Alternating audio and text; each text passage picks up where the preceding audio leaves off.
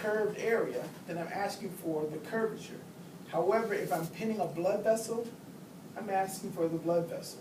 So be very careful. If I, like for instance, if I pin down here, and it's not a blood vessel that I'm pinning, I'm asking for the greater curvature. If I pin a blood vessel, then I'm asking for the gastroepiploic. Up here, if I'm pinning up here, that would be the lesser. If I'm pinning a blood vessel, that would be the gastric artery. So be very careful of that. Now, if I pin over here, I'm asking for the fundus. Okay? Now, here's where the esophagus comes down and actually attaches to the stomach at this spot right here. This spot right here is known as the cardia or the cardiac region. And the reason, of course, is because this is the area that's going to be right near the heart. And that's what that is right there, the cardia/cardiac region. Now, as we then look inside the stomach, you will see that there are these folds or ridges inside the stomach. The folds inside the stomach are known as rugae. They're called rugae of the mucosa. That's what these are. These are the rugae, the folds of the mucosa. Now, in the intestines, what you have is instead of folds, you actually have microvilli. That's why this is slightly different. Now, inside the stomach, you can see, and I'm going to show you on the picture here first, before I show you on the model here, what I'm going to be talking about. As we move this way, you'll see that there are regions within the stomach. There's the pyloric antrum, followed by the pyloric canal, followed by the pyloric sphincter, and then the pylorus. Okay? Now the pylorus leads into the duodenum, but that's not on this model. Okay? Now, on here, you need to be able to identify the pyloric antrum, the pyloric canal, the pyloric sphincter, and the pylorus. The easiest structures to identify on here are the canal, the sphincter, and the pylorus. But the pyloric antrum is a little bit trickier, so I'm going to show you that in a second. This area right here is the canal. Very easy. The small area right here in the stomach right here, that's the canal. This area right here is the pylorus. This is also easy. Very small area right after the canal. That's the pylorus. Very easy. In between the pyloric canal and the pylorus is this little kind of indention. You see the little two indentions right there? This is the sphincter associated with the pylorus. That's the pyloric sphincter. Sphincters are circular muscles which close off an area. Okay? The purpose of the sphincter is to close off the stomach from that of the intestines.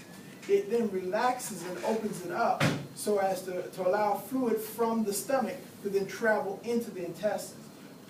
Then it closes to prevent fluid from the intestines from getting back into the stomach. Okay? Do you understand that? Yes. Now, you have other circular muscles. We have, of course, the circular muscle, orbicularis, oris, and the orbicularis oculi. But you also have circular muscles inside the intestines as well. So you have, like, of course, the pyloric sphincter, but you also have, like, for instance, the anal sphincter, which is that circular muscle at the base of the anus that basically closes to prevent fecal matter from leaving the body until you're ready to poop. Without that anal sphincter, basically when poop fills up into the anal canal, it would just go plop, plop, plop, plop, plop, plop, plop, right on out the mouth. So unfortunately, we have that anal sphincter. Now, some of the things, y'all can look this up on your own. Some of the weirdest things to see are prolapses. You've never seen a prolapse? Look it up. Look up prolapse. There are vaginal prolapses, and then there are what are called anal prolapses. If you see it, you're like, oh my God. Trust me.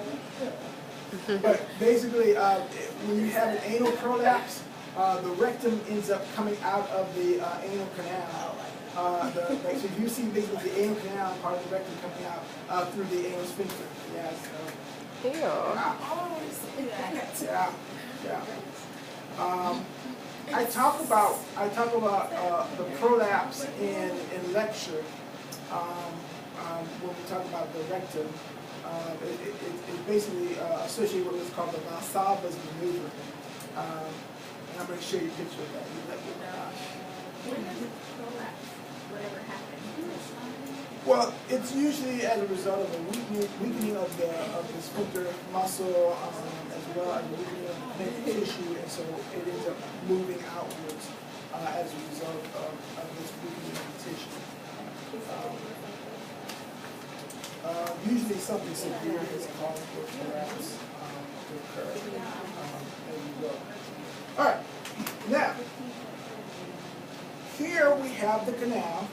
Here we have the sphincter. Here we have the pylorus. Now, you'll see that right here it kind of pinches in a little bit, right at the curvatures. Right here it pinches in. And then there's a little bit of a little indentation here. Now, I'm going to take my finger and I'm going to put one right here, and I'm going to put another one right about here. The area that's in between my fingers,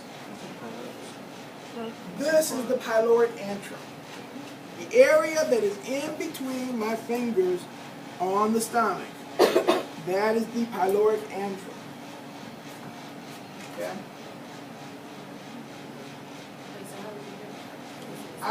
Good question. Now, she asked, how would I know what you're pinning up on the test? Well, depending on where I actually pin, that is going to determine if I'm asking for the antrum or the canal or the pylorus.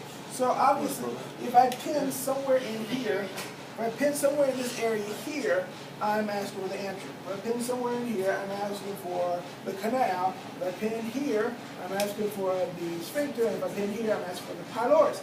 However, you need to be careful because I also have folds. So if I pin a fold, even if it's in this area, if I pin a fold in this area, I'm not asking for the area, I'm asking for the fold.